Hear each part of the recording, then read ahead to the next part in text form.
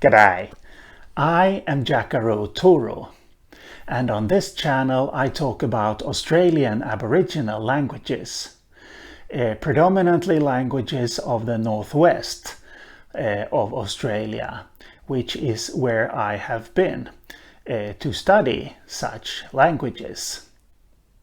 So in a previous video I talked about word order in the Ngarla language, which is the language I focused on in my research.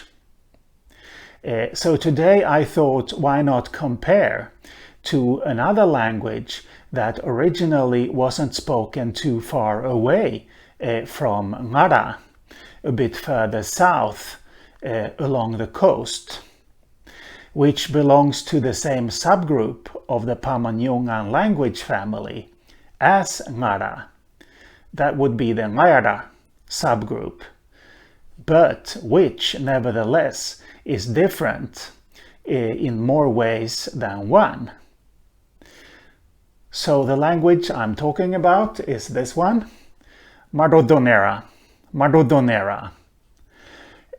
which died out in August of 1995 when the last speaker died.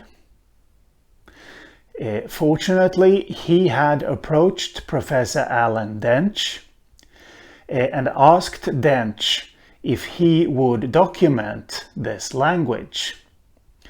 And Dench did, and I have read his book.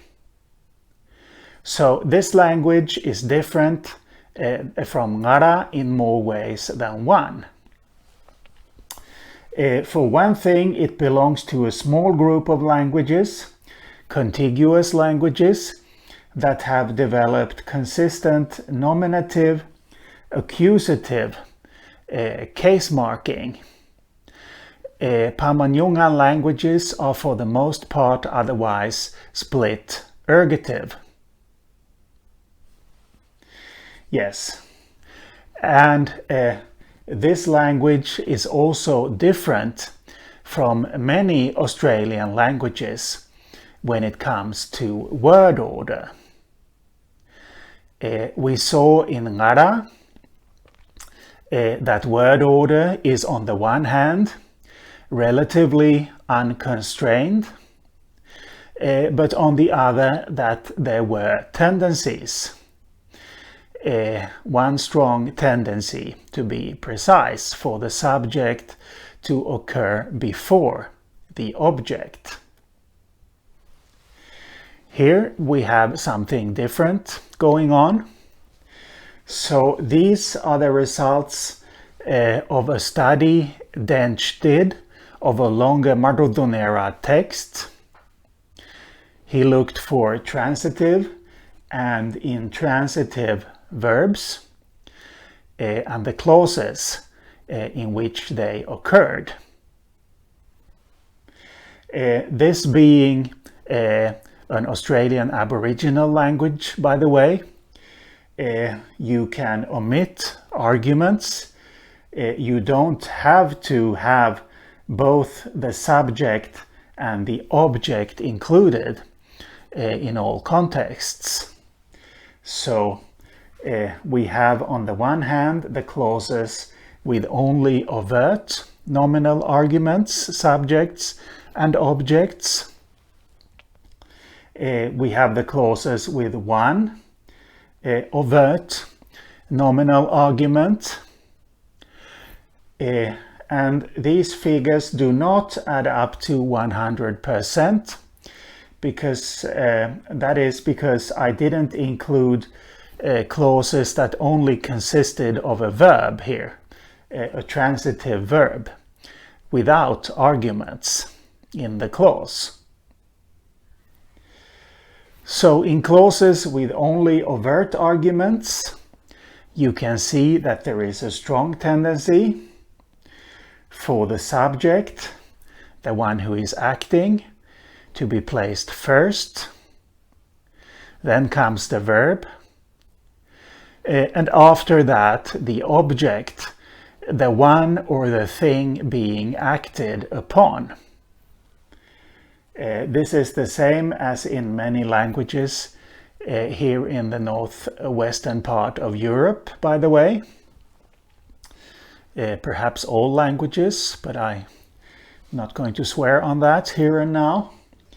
Anyway, if the one included argument is the subject, you see that it's a strong tendency for it to occur before the verb. And if the included argument is the object, for it to occur after the verb. And in intransitive clauses, there is a strong preference for SV. So subject first and then verb. And these figures here, they actually add up to 100%. And Dench writes that in all clauses in this text, the subject preceded the verb in 84.7% of all cases where there was an overt subject. The subject preceded the object in 83.8% of all cases where there were both a subject and an object.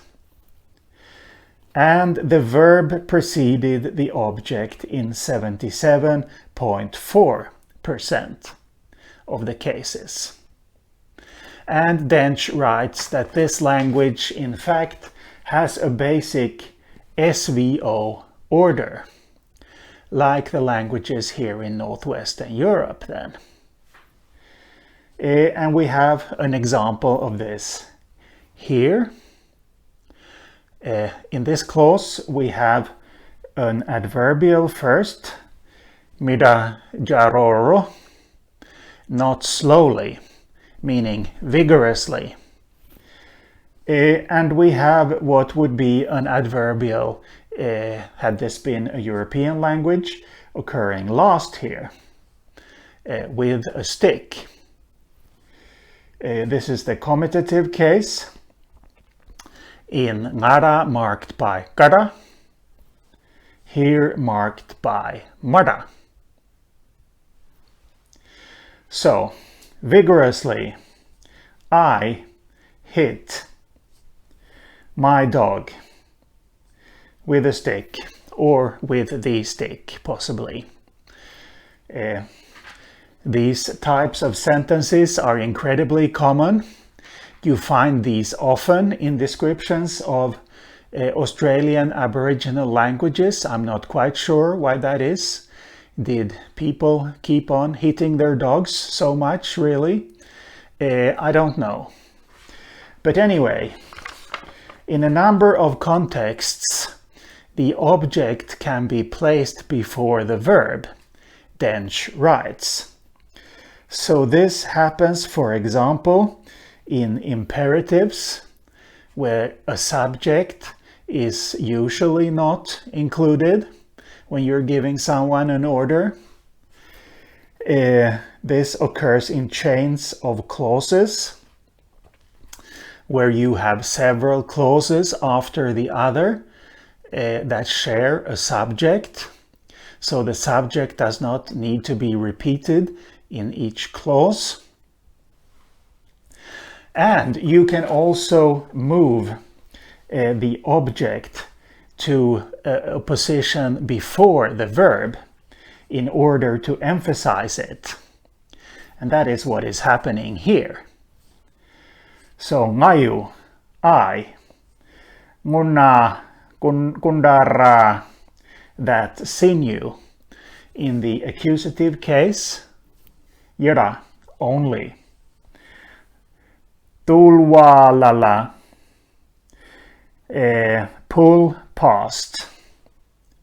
So I only pulled out the sinew, implying I left the rest. So then, this language is in fact quite different from many other Australian Aboriginal languages where word order is more unconstrained. And this will be all for today. So, see you later.